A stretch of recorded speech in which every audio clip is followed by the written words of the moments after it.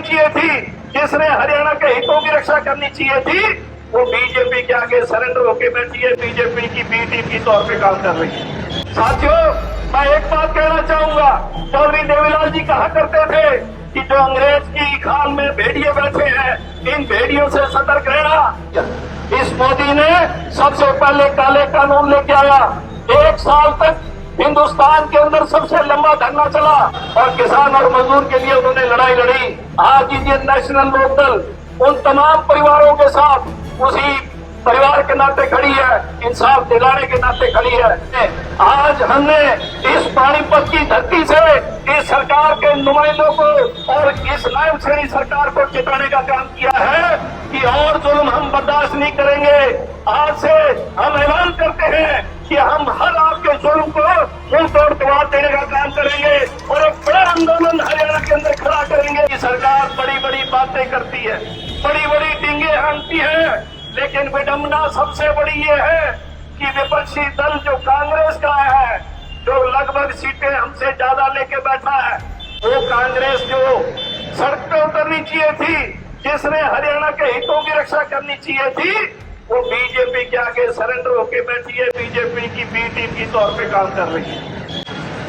पानी का मसला आया हरियाणा के अंदर, आज भी मैं दावे से कह सकता हूं कि हमारी जो टेले हैं, नहर की टेले हैं, 4 महीनों तक भी आज टेलों पे पानी नहीं पहुंचा है।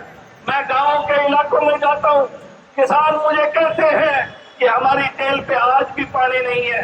जब पंजाब ये कहता है कि हमने हिस्से का पानी दे दिया, तो इस बीजेपी की सरकार ने टेलों तक किसानों को पानी देने का काम क्यों नहीं किया। साथियों, मैं एक बात कहना चाहूंगा, चौधरी देवीलाल जी कहा करते थे कि जो अंग्रेज की खाल में भेड़िए बैठे हैं, इन भेड़ियों से सतर्क रहना। आज इनकी जरूरत और इनकी हिम्मत और इनका हौसला देखो कि इन्होंने किसानों का कत्ल करना शुरू कर दिया। इस मोदी ने सबसे पहले काले कानून लेके आया, 1 साल तक हिंदुस्तान के अंदर सबसे लंबा धरना चला और कानून वापस लेने पड़े क्योंकि किसानों की ताकत के आगे झुकना पड़ा।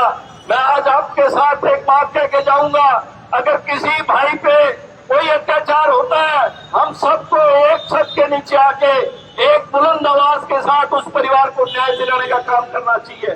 ओम प्रकाश चौटाला जी ने हमेशा जीवन में संघर्ष किया, कभी उन्होंने समझौता नहीं किया और किसान और मजदूर के लिए उन्होंने लड़ाई लड़ी। आज इंडियन नेशनल लोकदल उन तमाम परिवारों के साथ उसी परिवार के नाते खड़ी है, इंसाफ दिलाने के नाते खड़ी है।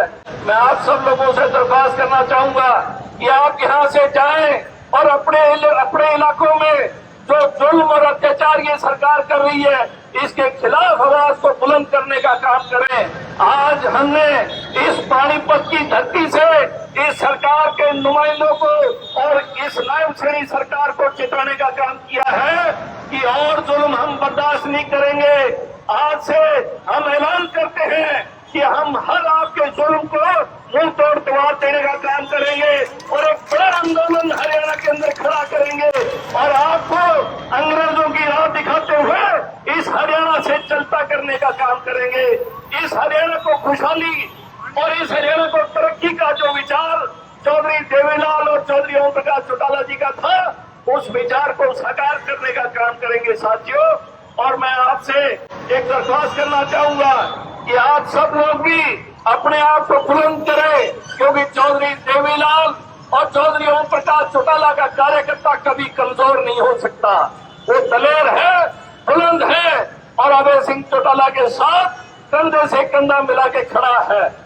इस बीजेपी ने हमें पहले धर्म के नाम पे बांटने का काम किया, हिंदू मुस्लिम सिख ईसाई के अंदर हमें अलग अलग भाईचारे के नाते तोड़ा गया और अब बीजेपी जो है वो किसान के नाम पे राजनीति करती है।